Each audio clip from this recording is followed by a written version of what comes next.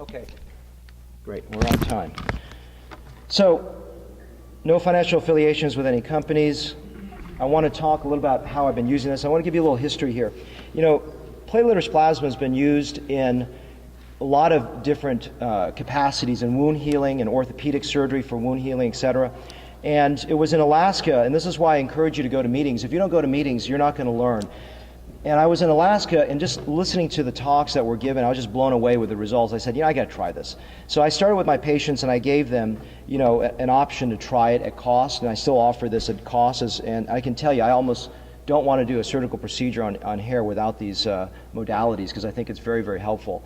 And I was like, wow, let's try this out. And I started to see these incredible results, and I said, I've got to do this in every case. And I don't, even if I've had patients not pay for it, I need to give them some. They got to have this done because I feel that empowered by this technology.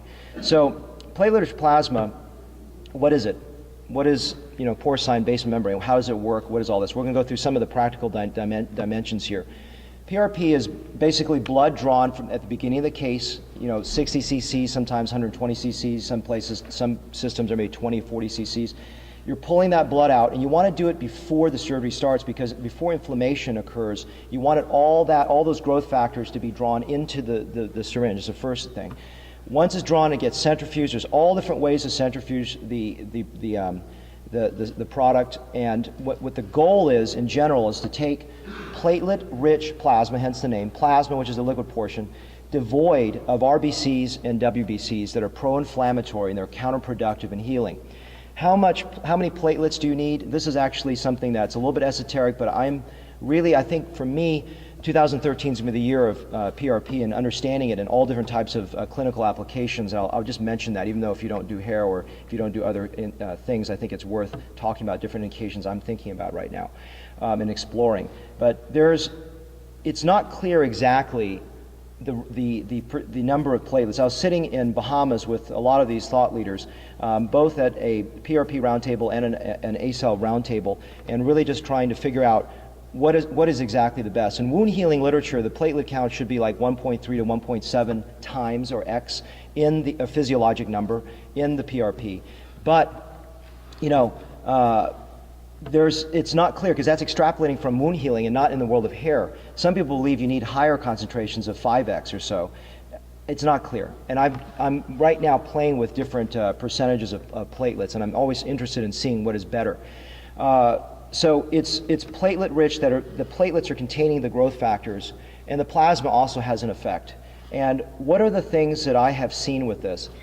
The things that I've seen with PRP and Acell are really not better, shorter healing times, at least in what I've seen. I haven't seen less edema, I haven't seen quote-unquote faster healing, but I've seen better growth, significantly better growth, where we've heard one of the colleagues in the ISHRS talk about personal growth index, where some people grow better than others, and I've seen that. I've seen the PGI, or the growth index, much less variable with this regenerative medicine adjuncts. I've seen patients with much more uniformity. A couple anecdotes. I had a gentleman that didn't really grow hair until about 14, 16 months, really, really long time. It was really scary. I gave him a break on the price, did a second session with the PRP and Acell in there. I'll talk about Acell in a moment. And saw vibrant growth at 4 months. It was a reversal. So I don't have controls where I did one side or the other, but talking to some of my colleagues, I don't think they believe that you can do one side or the other because of that blood supply that goes across the scalp. But I believe that in this one case was amazing self-control. The patient served as his own control, that is.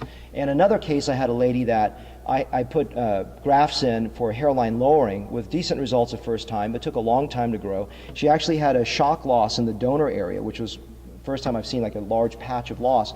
Came back, obviously, with some minoxidil and with time. But the second session I did with the two products, I was seeing very, very rapid growth at about 4 to 6 months. I mean, usually what I usually see in my patients that I don't use a product, I'm seeing about 6 months of early growth. Now I'm seeing on average about 4 months of early growth. I'm seeing it finer as well. And what my colleague Jerry Cooley says, that he believes that that Acell has a contributory factor. Now, the people in the world of PRP want to believe their product is the only thing you need. And I don't know. To be honest with you, I don't know if that's all you need. They say there's enough scaffolding in their product that they don't need the Acell. I don't know that. But Acell, basically, to take a step back, is porcine, morselized porcine bladder. It comes in 100 milligrams, 200 milligrams, and larger, fine and coarse. It comes in sheets.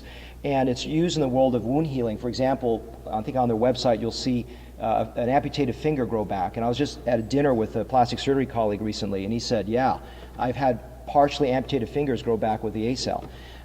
And so I feel that I want to give my patients the best. So I do 100 milligrams of Acell with the PRP. I'll tell you my exact protocol in a second. So don't worry, I'll outline the practical element in a second. But I mix the two together, and Cooley believes that the Acell really has a strong contributory factor in that it actually may limit the scarring, the nature of scarring in the skin. And I'm seeing grafts, even with my assistants who have tremendous control and ability, Amina being one of them, I'm seeing finer growth. I mean, the hairs look less traumatized, even though they're very experienced techs. I'm seeing finer growth with these products in there.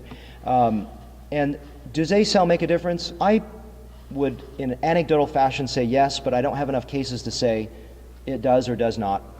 But I think that it has a contributory factor. What Cooley talks about in the donor area is interesting. He says that he doesn't believe that it leads to better donor scars. He believes that it leads to finer scars in the subcutaneous area. So if you go and reharvest the donor scar to take another second session, he's seeing below in the subcutaneous fat, instead of a little ridge of scar, he's seeing it clean. So it's easier to dissect the second time, and maybe fewer scar tissue around the follicles. And so he also argues that you don't want to put any of the Acell directly between the wound edges like this in the donor scar, but below it, so it doesn't actually create scar tissue. These are just pearls that from a lot of experienced colleagues that have talked about this. How do I do this? Well, it's actually Bob's protocol, to be very frank with you, of how I do it. I got it from him. I think he's evolved a little bit, but I've also been constantly thinking this. So what I do is I draw the platelet-rich plasma out from the patient. It gets centrifuged out, take the top portion taken out, so the bottom half where the RBCs and WBCs are removed, I pull out that top portion there. And that then, all of that is to somewhere between 12 to 20 some cc's. So the healthier the patient is, the more PRP that person is going to generate. The less healthy is going to generate less PRP. I take that, put in a bowl, I take the 100 milligrams of the fine Acell, I mix it together, and I draw into 3 cc syringes all lined up, and I put a 25 gauge needle on it. And then what I'll do is, let's say I'm doing a strip. I will do the strip. I will put the ring block in, and after the ring block, I will put the majority of the product into the recipient area, so it will sit there for about an hour before sites are made. After the donor closure, I will then put some injected into the deep base of the wound after closure, and the rest go to grafts. So how do you, speak more specifically, how do you really divide this out? The way I do this is, so let's say I've got, maybe 6 3 cc syringes, okay? I'll take 1 3 cc syringe, move it to the side for graft bathing. So after all dissection, I will take each of those and dip and bathe the dissected grafts, and that stays separate.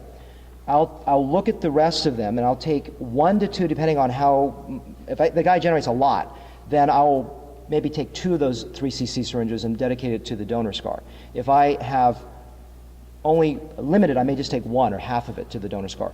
The rest, however many that's left, let's say it's 3 or 4 syringes of 3 cc's left, I'll put that equally spaced into the recipient bed.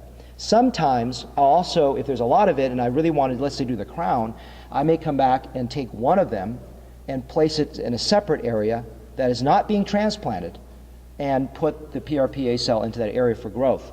Does it work in areas that don't have transplant grafts? The answer is surprisingly yes. And here's an example of a patient that was transplanted in the front, and this is just PRP Acell in the back. So a couple words here. Let's see, let me go back.